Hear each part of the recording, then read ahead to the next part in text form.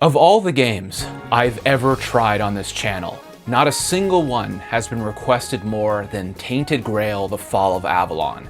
Not Morrowind, not Fallout New Vegas, nothing even comes close. Indie Skyrim, Polish Elder Scrolls, the best RPG of the last 5 years, bold claims, but let's see if you're right. Today, I'm going to walk you through my entire 100% blind first impression of Tainted Grail, The Fall of Avalon. This video took around 60 hours to finish from beginning to end, and I splurged on a fancy green screen, so pretty top-notch quality if I do say so myself. Sit back, relax, and enjoy because this is going to be a long video, and if at any point during the video you think, I'd like to give this game a shot, I'm giving it away along with the DLC for free on my Twitter. If you're interested in entering the giveaway, feel free to go to the description, check out my Twitter, and follow the instructions. Good luck, let's begin the video. It's important to start this off with a quick crash course in Tainted Grail's lore, which is an alternate reality of Arthurian mythology. You know, the British folk heroes like Arthur, Merlin, Excalibur, Camelot, that stuff.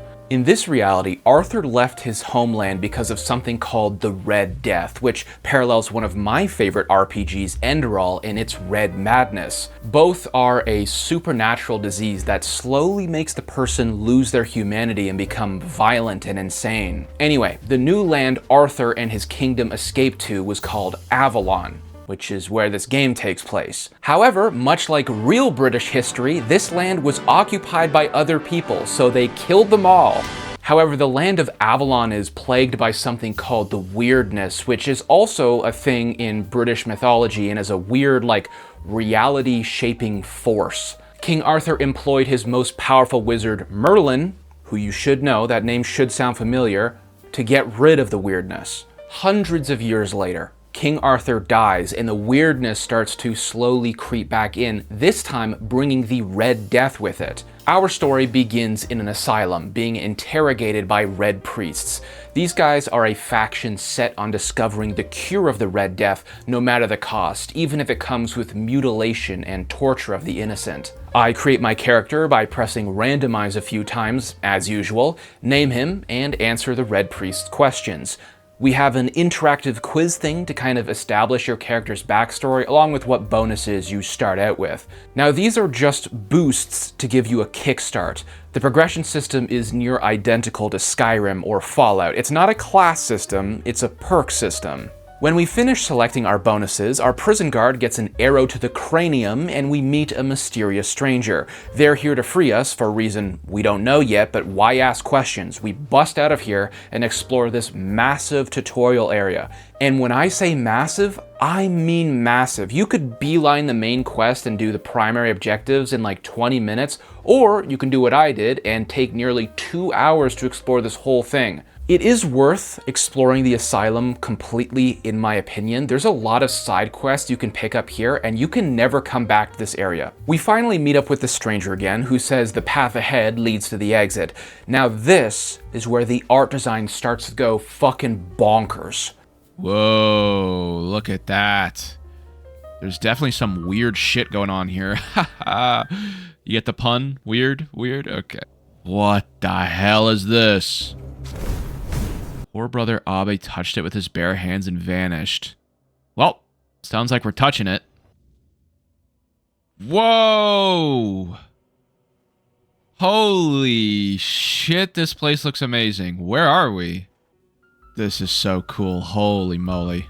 In this new dimension, we speak with the Augur of Dunlane, I mean mysterious blue orb, and discover it's a fragment of some greater being trapped in this dimension. It walks us through its history, how its people came to the island, battled with the native inhabitants, and eventually was consumed by the Weirdness once again. We get a cutscene of King Arthur, who finally dies after securing Avalon for his people and is buried in a cool-ass coffin, along with some zombie dudes doing some crazy-ass throat singing. They're trying to resurrect King Arthur, although we're not really sure why. We're transported to this crazy room, and can I just say, this is one of the coolest areas I've ever been in any RPG. The dark fantasy vibe is unreal. The art direction for this game, you will hear me say over and over again, is phenomenal. Anyway, we discover the blue spirit we found in the other dimension is a fragment of King Arthur's soul, more specifically his hunger. After binding the soul to the resurrection altar, our spirit begins to materialize. Holy fuck, does this guy look cool or what? Great voice acting by whoever did King Arthur. Probably the strongest voice actor in the whole game, in my opinion. I must see the legacy of the Age of Conquest with my own eyes. My Camelot in all its glory. Basically, King Arthur wants to see what's happened to his kingdom that he left behind and trusts you to be his guide because you basically freed him from a prison already. Before he can leave, however, he dematerializes once again, realizing he requires all fragments of his spirit before he can reincarnate. He asks to ride along with you, sort of like Johnny Silverhand from Cyberpunk, inside your soul. In return, he grants you some pretty incredible power and fully cures you of all your ailments, including the Red Death, which is why you are in the asylum to begin with. Now, we're able to manipulate the weirdness with King Arthur's power and can interact with these old machines left behind by Avalon's previous inhabitants. Did I tell you this was a massive ass tutorial or what? Look at these designs, man. Look at this room. We never come back here. This is part of the exit. They did not have to go this hard for no reason. There's a boss we have to fight right before the exit, and we're able to tap into King Arthur's power to slow down time. You can only use this once per day, but it's pretty OP. It's basically a Sandevistan. Finally, we escape the asylum onto the beach. Our savior is down by the water, and I choose to withhold the information about King Arthur for now. Smart move by me. Turns out this guy's goal is to destroy the king by finding all the soul fragments and breaking them. Pretty much the opposite of what we want to be doing. The next soul on the list resides in Excalibur, which is King Arthur's sword in British mythology. Before heading out, I decide to explore the rest of the island, which is probably a good idea because, as I said, you can't come back here. There's some environmental storytelling, a side quest or two to pick up, but not much else, and I decide to head out. Before that, we need to build a campfire, which is a pretty interesting mechanic.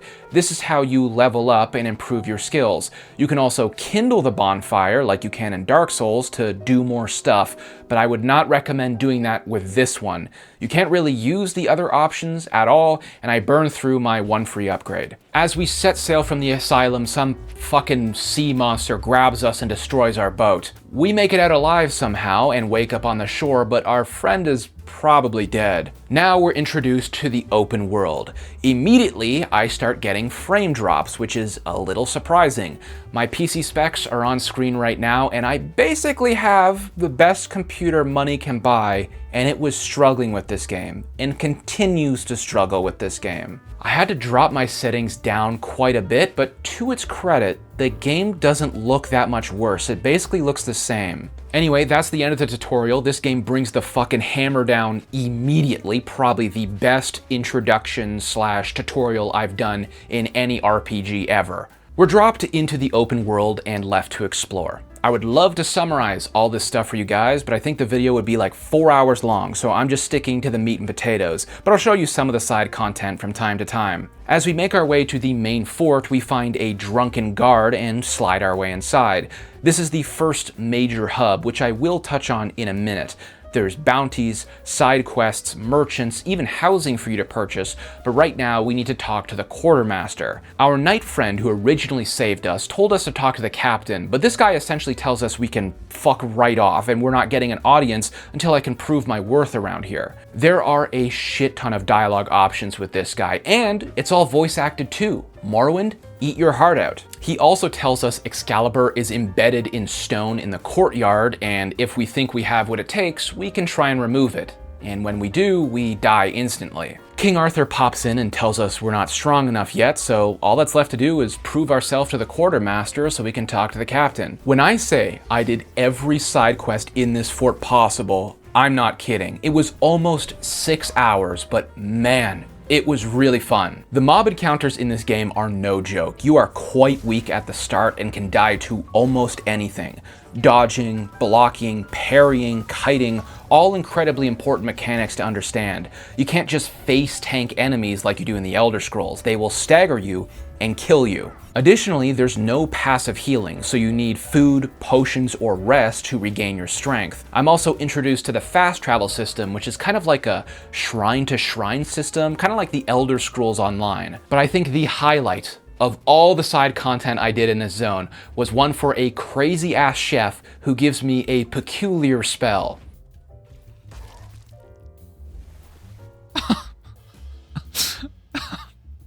It really does just turn them into a bunch of cheese that I can take and eat.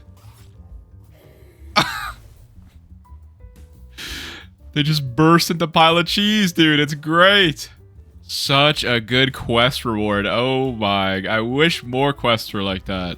I found a really great armor set, learned a bit about druids, which are what mages are called in this game, and how they were all wiped out by the red priests and burned alive, found some powerful new spells, went fishing, and did a massive dungeon with a really amazing storyline. So, after helping out basically every NPC possible, the quartermaster of the fort tells me the location of Captain Brandon. On the way there, I actually find the man himself sitting outside a dungeon. I suppose he's not dead after that shipwreck, so we may as well learn his name, Caradoc. Now, we didn't tell him the full story of King Arthur riding around inside of us, but apparently it was Arthur who saved us from the drowning, so Caradoc saw him firsthand. Cat is out of the bag, I guess, but he's adamant that I will join him once I learn more about the atrocities and war crimes of the king. In the cave, I find this ugly-ass creature along with an egg, which will hatch after 5,000 steps. You remember doing that in Pokemon? Running around from root to root just so you can hatch an egg? Good times. Anyway, Captain Brandon is located inside a temple, which is currently being occupied by a tribe of Dalrita. That's the race of these people, and there's unique tribes of them all over. These guys specifically are a fully interactable faction, which you can do several quests for if you wish, along with a major quest line for a guild called the Stone Wardens, or you can do what I did and go full Fallout New Vegas and wipe them off the map. Basically, after some formalities, you're allowed to meet with the captain and One Eye, who is the leader of this tribe of the Dalrita. They're coordinating some kind of alliance between Camelot and the Dalrita, which goes against the Knights of the Round Table's orders, and you are presented with a pretty major choice. Either side with Brandon and kill a Dark Souls level boss dripped out in insane armor, or take on the entire temple and the army of Dalrita berserkers. As I already said, you can probably guess what I did. This was a really hard fight, and I burned through almost all of my consumables, but my summons came in clutch.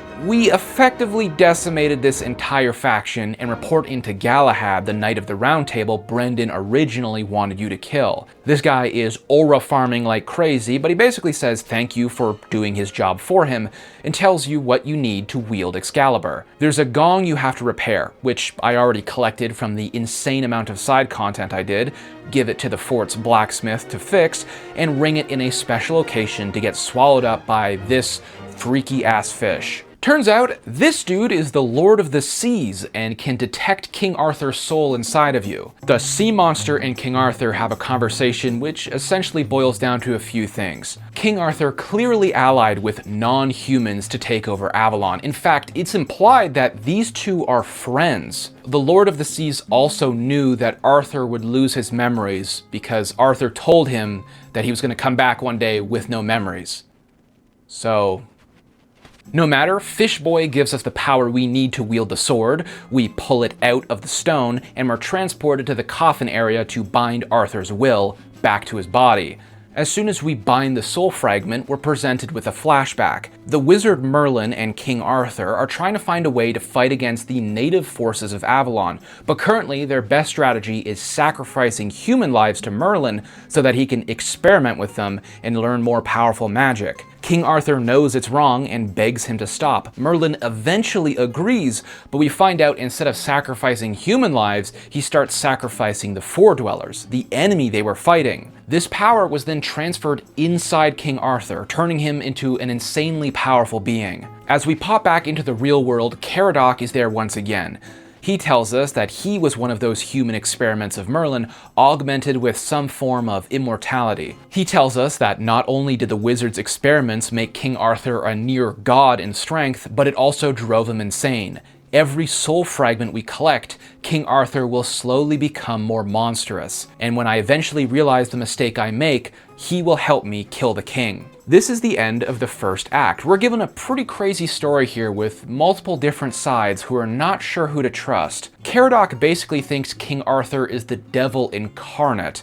Knights of the Round Table seem to think King Arthur is their savior, and King Arthur himself is kind of somewhere in the middle. I wrap up a few more side quests in this zone before moving on to the next area. Most important things are that my egg hatched and he's super cute. I visited Sir Lancelot's tomb, which is just gorgeous, amazing design, and it has a really cool quest too.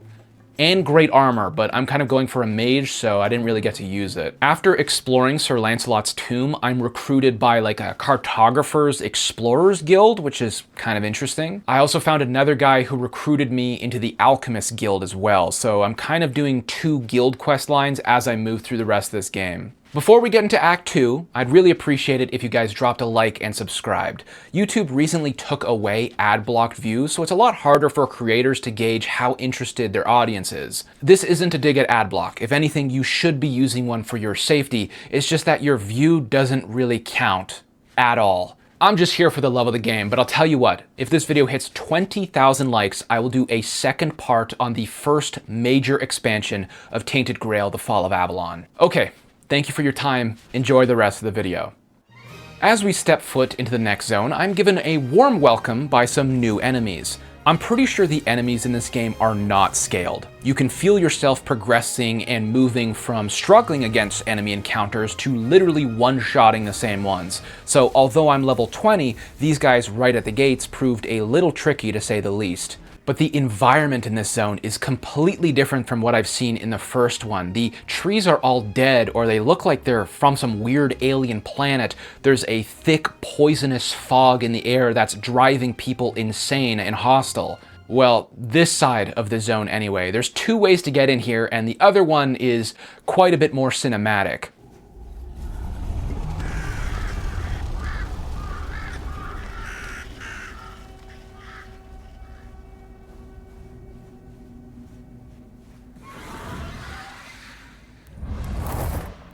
Once we get to the capital city here, we immediately faint and wake up at the foot of a menhir.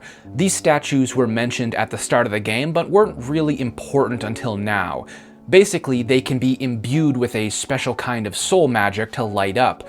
Once lit, they ward off the weirdness. We awake in the leader of the city's office, and he explains that somehow, miraculously, we lit the menhir, which has laid dormant for generations. It's supposedly powered by King Arthur's shield, the next relic on our list. However, when we go there and inspect it, that fragment of his soul is no longer there, but it's close by. We need to figure out this puzzle, but at the moment, there's something even more pressing.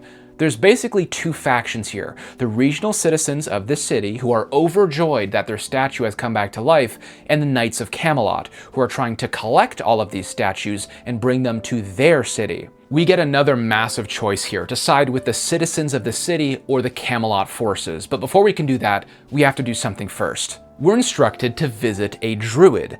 Keep in mind, druids in this game are just a term for people who can use magic, and most if not all of them were burned alive by the Camelot Red Priests. This druid basically tells us we need to trip balls and get inside his head to recover a memory from his past, and when we do so, we are presented with absolute nightmare fuel. Essentially, this druid right here, who calls himself Maggot, is responsible for turning in his fellow druids to the Red Priests, who all got put in this freaky-ass pyre and burned alive. Pretty crazy shit. This is honestly one of the best missions I've done so far in this game. It has really great writing and an amazing environment to walk through.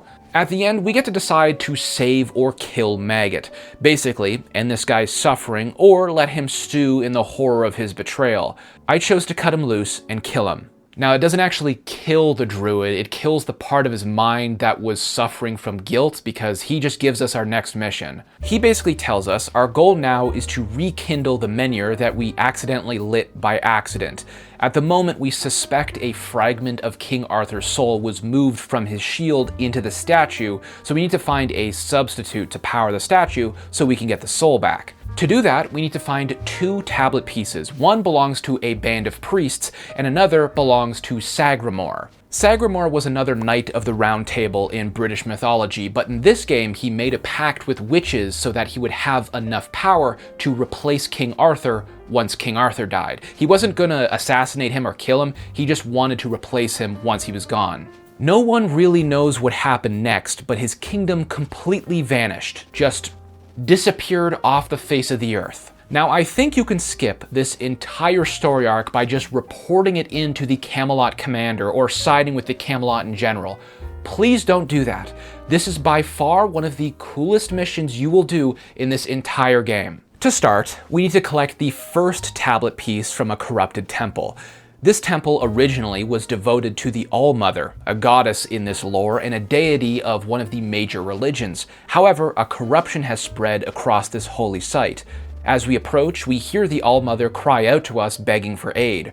Her voice, body, and eyes have been separated from her, and we must gather all of them to rid the corruption of the temple. Of the 2 tablet missions, this one is definitely less elaborate. Essentially, we have to collect 3 parts of the All-Mother from 3 different people. A girl who holds the voice, a knight who holds the body, which is a really cool boss fight and one of the hardest ones I've done so far, and a seer who holds the eyes. The most important bit of information here is from the body, who says after killing her that she was a knight of the Round Table, Percival to be exact.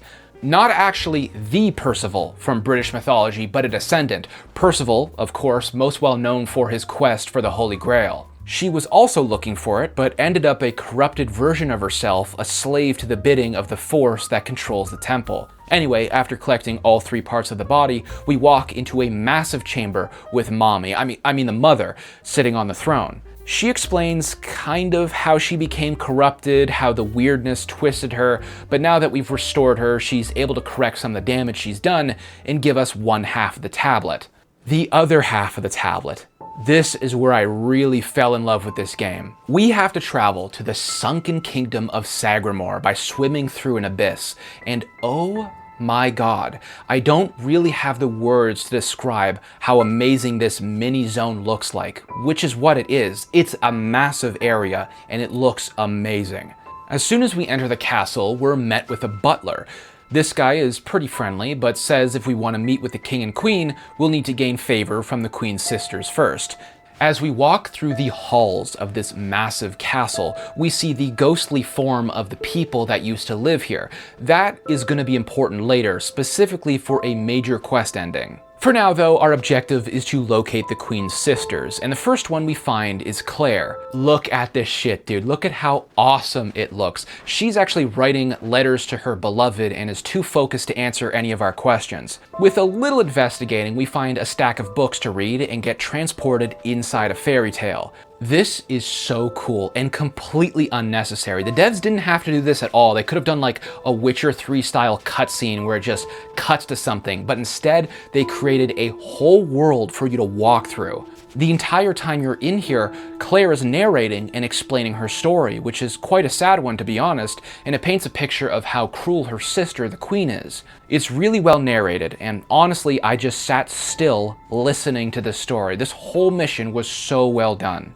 After walking through this visual novel, we now have to help the oldest sister, who's the wet nurse and cares for the children. This one is a bit more freaky, both the mission and the sister. She basically lost the 3 royal children and asks us to help her find them. One boy is in an alternate dimension you get to by jumping down a wishing well into a void, another is found crying in a bathtub in the basement, and the final one is guarded by a wraith, sleeping in a crib. After helping the sisters, the butler greets us once again and grants us an audience with the king and queen.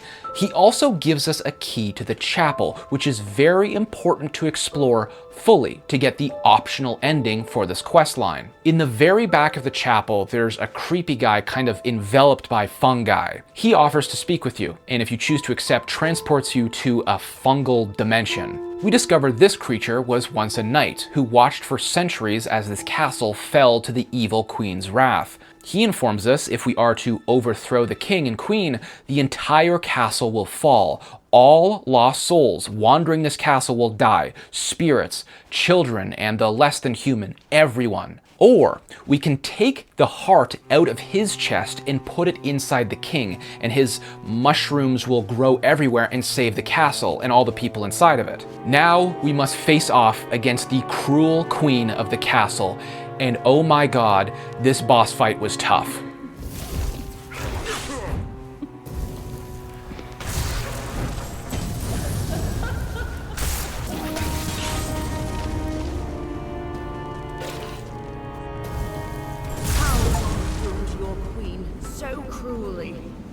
Why did you refuse to simply bow? You could have served me for eternity. Wouldn't that have been beautiful? After burning through most of my potions, we're able to take her down, strip her naked in front of her husband for all her cool loot, and plug the mycelium heart inside of him. This guy is really well written. They really nailed that old Shakespearean English vibe. Such a cool ending to an awesome quest. Fear not, till mushrooms take the place of your heart. And now mushrooms grow in my chest. The king is dead. Long live the king. He gives us the final tablet piece, and all that's left to do is return to Maggot and with his help rekindle the statue and pass out one more time. We wake up to the local city leader and the Camelot leader arguing. Just because we rekindled the statue doesn't mean the Camelocians aren't still gonna take it, but I guess there's a legal loophole. The leader of the city just says, I am gonna quest for the Holy Grail, and that's enough to make the Camelot people just drop everything and stop whatever they're doing. I didn't really understand that, to be honest. Now, before you ask, no, we are not invited to join the quest for the Holy Grail, which in my opinion is such a missed opportunity. That would have been so cool to do, but he just kind of does it off screen. He does give us a blessing from his ancestors, however, which turns out to be the piece of the soul fragment we need for King Arthur. We find out in the cutscene that King Arthur bestowed that part of him to the knight Palamedes and to his bloodline, so the only way we could recover it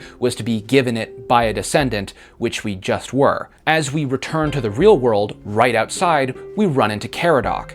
He's mysterious as always, but gives us a key to visit the man who's been orchestrating this whole thing.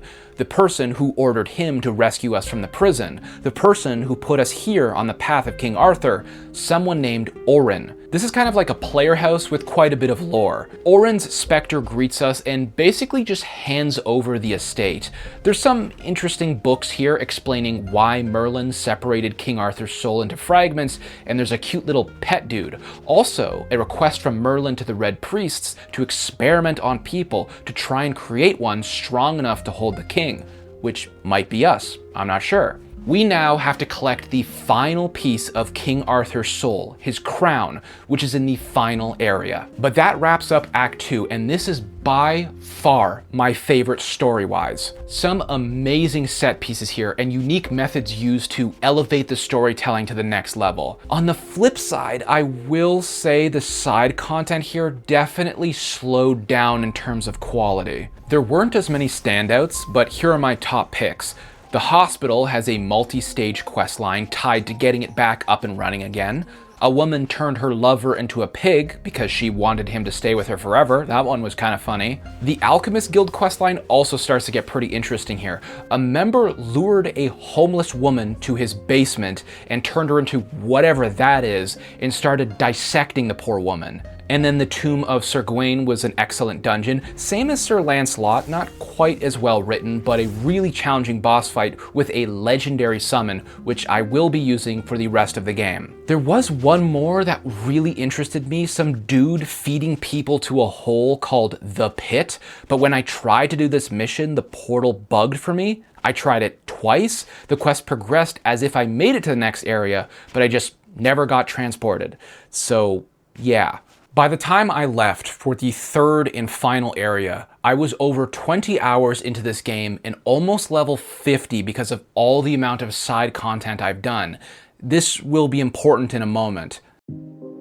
As we enter the third and final zone, we embrace the cold air of Skyrim once more. No, I'm kidding, but I do love me some winter zones. Our objective, the capital, is quite far away, so I do some dungeons and side content on the way there. This is a good point for me to refamiliarize you with the Del Rita. Remember One Eye and his tribe way back in Act 1?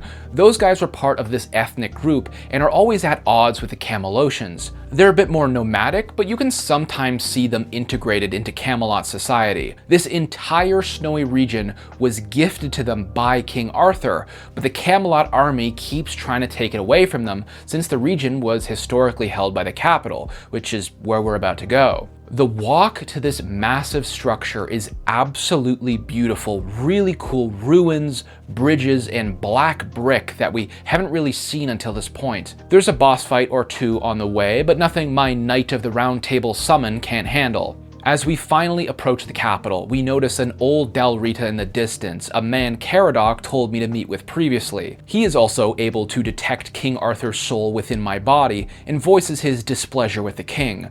Why? We're not sure yet, but it does seem quite a few people have an axe to grind with Big A. Regardless, he tells us the old laws imposed by King Arthur himself, that if the king ever was to retrieve his crown, he needed permission from all 4 Del Rita tribes. This old guy wants me to convince all the other tribes to fight against the Camelot army, and I need them there to get permission to get the crown. Sort of.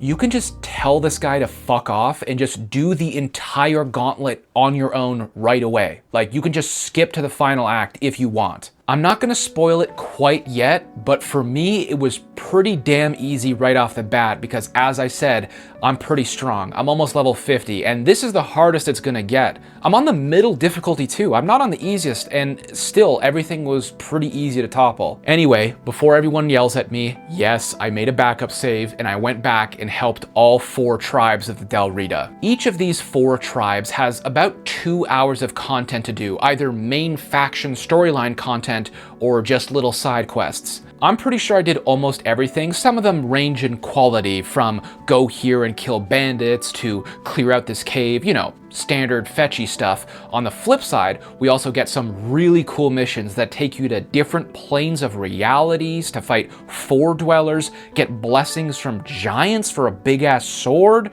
kill a corrupted chieftain, walk inside a dream world. There's quite a bit of cool shit. However, most of the stuff is not particularly relevant to the main story. The few important things you do need to know is that King Arthur thought the giants were the biggest threat to his realm, and he got them all to go to sleep somehow. In order to persuade them to bend the knee, he kidnapped all of the giants' children and held them hostage and forced them into slave labor. Also, Del Rita hate King Arthur because he made them steal the giants' children, and they treat the giants like deities almost. They were very close to them, and once they did that, King Arthur just abandoned them. Maybe this guy is more of a dick than I thought. Choices here really matter. I would suggest hard saving often. You can easily pick an option early in the questline that stops you from getting a tribe to join the moot. There is one I forgot to save for and failed to get them to join. Still, after uniting 3 tribes, it's time to take on the final gauntlet. This place looks amazing, and as I said, this is my second time doing this. However, having the tribes at your back does basically nothing. They don't assist or help in any way, and it doesn't make the gauntlet easier at all. Now, I did only unite 3 out of 4 of the tribes, so let me know in the comments if something extra happens if you're actually able to get them all on board. Maybe that was why nothing happened. Anyway, at the very end, we are presented with this amazing set piece, King Arthur's crown, guarded by a garrison of imprisoned giants. Once you touch it, you get transported to that resurrection chamber again and slot the soul fragment into the right spot. You then get a cutscene between King Arthur and Caradoc. This is why he hates the king so much. Like us, Caradoc discovered the atrocities of the king, kidnapping children, abandoning loyal servants, and sacrificing his own men for his own objectives. I don't know why, but for 70% of the game, I found Caradoc to be like a whiny bitch, but now I see where he's coming from. When we leave, King Arthur's soul pops up once again to basically confirm everything we just heard. He did all of those monstrous things, and Avalon is still on the brink of collapse. It was all for nothing. Once we leave the chamber, we are now back in the giant prison where the big central one finally speaks to us. There are several story-altering decisions that can be made here. The first time I did it without helping the Del Rita at all, I chose to let the giants sleep forever. They were grateful and let me go on my way. This time, I was a little bit pissed at King Arthur and told the giants to assist the tribesmen and march on Camelot. I'll spare you the anticipation. It doesn't happen in-game. Unfortunately, that would be really cool to see. This is purely a narrative choice for the end credit scene. There is a massive castle in the second zone that's modeled and you can't go to. I thought that was Camelot and we'd go there with the giants and raid it, but no, that just never happens. The leaders thank me for uniting most of the tribes, and I'm on my way into the final act of Tainted Grail. To begin the finale, we must meet Caradoc at the Wickermen. I already discovered this area during my exploration in the last zone. This massive structure is where all the mages were gathered and burned by the Red Priests, as they were kind of the scapegoat for the Red Death coming to Avalon. This was explained during Maggot's story arc in the second act, which I've already gone over it and I'm not going to rehash the whole thing, but feel free to rewind the video if you need a refresher. At the base of the Wickermen, there's a secret chamber that can only be opened with all 3 fragments of the king's soul: sword, shield, and crown. Inside, we find Caradoc waiting for us. Not super sure how he got inside, but alright. Again, he pleads with us to kill King Arthur, but there's one more person inside who will beg the opposite. That person is Orin, who we learned about at the end of Act 2. He was Merlin's apprentice and is certain he's found a way to resurrect the king completely. The reason it went wrong last time is because Merlin removed the king's humanity, and that's actually the secret last piece of King Arthur's soul that we need to find. So, we have to collect the last piece of the puzzle, Arthur's soul, who's peacefully fishing. He begs for us to kill him. He's tired of being ripped apart and stitched back together. He just wants it to all be over so he can finally rest. Now, it's time to make our choice, the final one of the game, and it's not an easy one. Again though, this area looks amazing. On the way in, we meet with the 3 musketeers, the man who wants resurrection, the man who wants annihilation, and the man who just wants peace. I think I sat here for about 10 minutes before I made my final decision, and props to games that can make me do that. That's impressive. I liked King Arthur up until the 3rd act before I realized he was far more flawed than initially led on. On the other hand, annihilating his soul seems like a wasteful use of a tool that could be used to reshape Avalon into its former glory. I decided to go with absorbing the soul myself. The first step of this was to kill and absorb the humanity of the king. Caradoc then appears, furious at my betrayal, and fights me. He goes down pretty easy, much easier than the next opponent. King Arthur himself steps in from the shadows and chastises my hubris to ever be able to wield such power and rejects my claim. Still, even on the middle difficulty, this fight isn't too bad. I'm almost level 60 now. I'm definitely over-leveled. After killing the king, we're presented with our final cutscene. Little surprised I didn't have to fight Orin too, since I also went against his wishes, but oh well. We get a Fallout-style ending with all the quests I did and their consequences laid out in front of me on how it impacts the future of Avalon. Since I did almost all the content in the base game, this was pretty long. It was like 8 minutes, but it was really cool to see how everything pans out after the finale's concluded. With that, I conclude my journey through Tainted Grail, the Fall of Avalon's base game, and it's time to get into my review.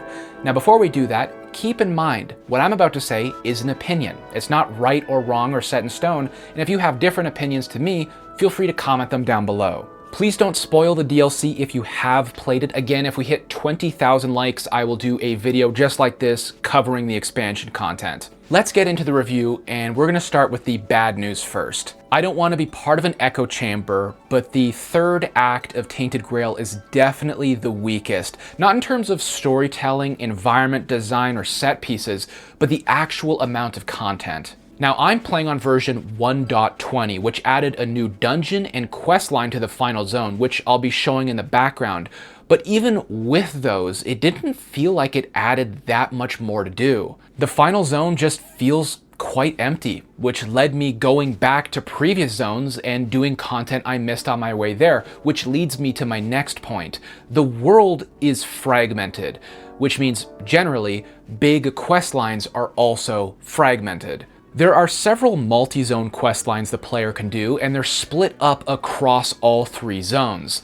Personally, I'm not a huge fan of that, because you have to progress through the main story and do hours of content in between the gaps of the quest line you're actually trying to do. I don't mind the actual world being split up into chunks. I know some people hate that, but that's never going to dissuade me from playing a video game. But when I'm doing a quest line and I'm super into it, and then I'm told I have to do 3 hours of main story content before I can continue, it just doesn't fit right with me. But that could just be my Zoomer ADHD brain going nuts. That system gives a lot of the premium top-tier quest lines in Tainted Grail less impact because it's split over huge swaths of time. True to nature, Tainted Grail is an excellent Scrolls-like. However, that comes with classic Elder Scrolls jank and bugs. Now, I would say Tainted Grail right now is in a better spot than Skyrim is right now in terms of bugs. I ran into a couple quest-breaking issues, like I literally could not proceed with the quest, but that only happened a couple times. Of course, there's some jank and there's some clipping, but hey, that's just part of the RPG experience at this point. The big technical issue, and probably the largest factor to push away new players, is the optimization. Again, I'll throw my specs on screen, but this game runs quite poorly. I was not able to hit a stable 60 FPS even when lowering my graphics to medium, specifically in the second zone. First and last zone were fine on medium to high graphics, but the second zone? I assume this is because all settlements in this game are seamlessly rendered. There's no loading screens. Personally, I'll take a lower frame rate over superior immersion, but I'll let you decide that for yourself. You can always just lower your render distance to Morrowind level, but for a modern game, it's pretty demanding graphically. On that point, let's jump into my praises, because yeah, this game might be demanding to run, but holy fuck, does it look good.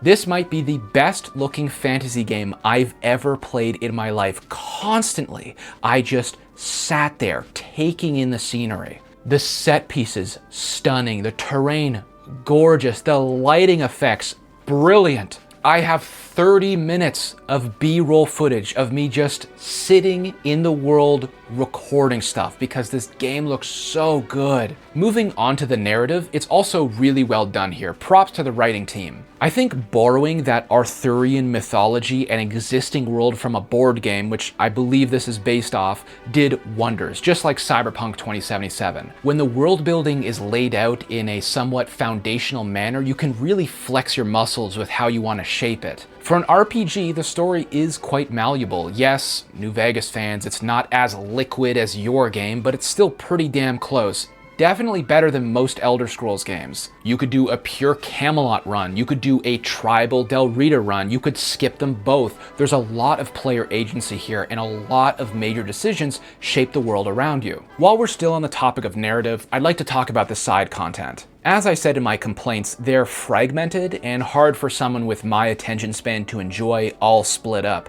However, the only guilds I did this way were the Alchemist and Cartographer's Guild. After that, I learned my lesson.